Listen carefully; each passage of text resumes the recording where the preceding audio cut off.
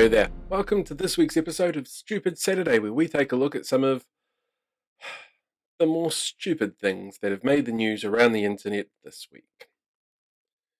In Wanaka this week, a NASA weather balloon that was designed specifically to work under extremely high pressure was released for research purposes. However, conspiracy theorists decided that this was actually a spy balloon that was trying to be hidden by chemtrails instead of what it actually was on an autumn day in the middle of the South Island. A reminder from Kawerau District Council that to own chickens in your own backyard requires a $25 fee has been cited by Voices for Freedom as government overreach, despite the fact that this was actually put in place after a really large consultation process towards the end of last year, where people were looking into options around egg price rises and what they could do about it. People who lived next to chicken farms, as well as people who already own them, pointed out the fact that chickens are smelly and loud and messy, and those fees offset the cost of making sure that this sort of thing is monitored and these animals are kept safe.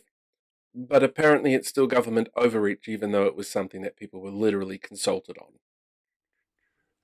Over the last couple of weeks, the National Party have been releasing a bevy of policies in the build up to this year's election, and it makes perfect sense. That's the time to do it. Some of them have been very directly borrowed from President Trump, like the repeal 2 regulations for every new one that they put in place. He literally campaigned on that, which was kind of strange. None of them have been around how they're going around selecting candidates, and they probably should be.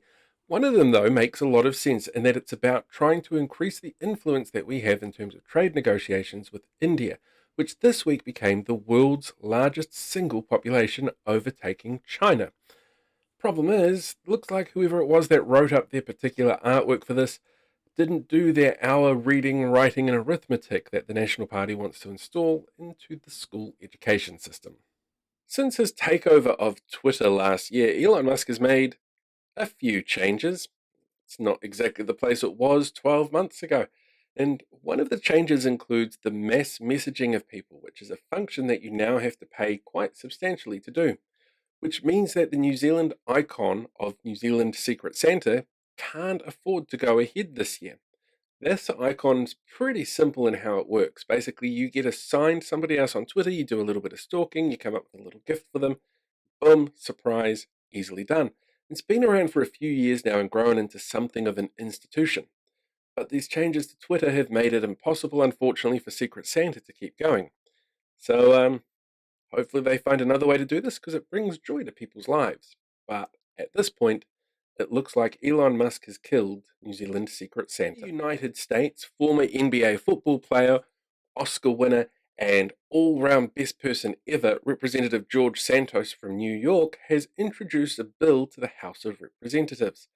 In this bill, it would essentially wipe all vaccine mandates. Not that there's that many in place there anymore, and making it much easier just to get rid of them. His name for the act? The Minaj Act, named after singer Nicki Minaj, or more specifically, named after this tweet from Nicki Minaj in relation to her friend's cousin's testicles. You know what? That's it. That's it for the week. There's been a lot of crazy, but it has been relatively crazy free internet time for me, so I haven't come across so much. So if you do stumble across some crazy on the internet, please feel free, let me know. Flick a link down below. I'm always keen to find more crazy around the internet, I think. Yeah, for now I'm fine finding more crazy around the internet. Until next week, have a fantastic week. Ka kite anō.